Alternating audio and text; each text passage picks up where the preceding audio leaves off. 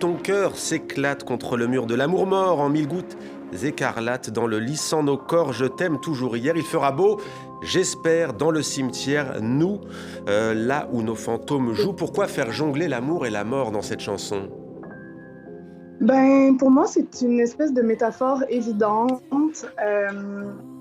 Euh, on apprend énormément, évidemment, suite aux relations qui sont mortes et desquelles on grandit, tout simplement.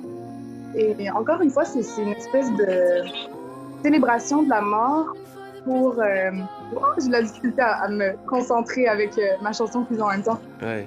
Mais qu'est-ce qui vous a inspiré cette chanson, par Célébrer en exemple? fait l'aspect du phénix, justement, qui renaît de ses cendres. Puis dans chaque mort porte plusieurs vies Ouais. qui ont le potentiel de renaître.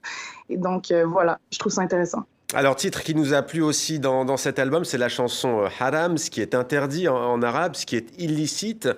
Vous invitez d'ailleurs le rappeur marocain Younes Taleb, alias Moby Dick, avec qui vous étiez d'ailleurs en tournée quelques mois avant la pandémie. Comment s'est passée d'abord cette collaboration artistique, peut-être?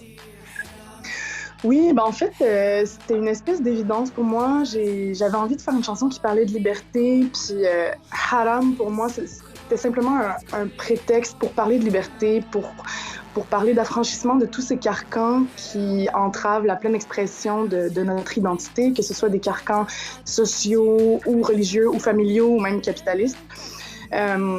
Ce rappeur qui est un artiste extraordinaire, irrévérencieux, qui a un flow incroyable, pour moi, collait bien à ce propos-là. Donc, je lui ai proposé, puis on l'a fait à distance. Ouais. C'était pendant la fameuse pandémie. Ouais. Donc, je lui ai envoyé la chanson, puis il m'a envoyé sa track de voix qu'il a faite Et est-ce que pendant vous qu'il êtes était au posé la Maroc. question, tous les deux artistes, de dire est-ce que c'est pas un peu haram cette chanson?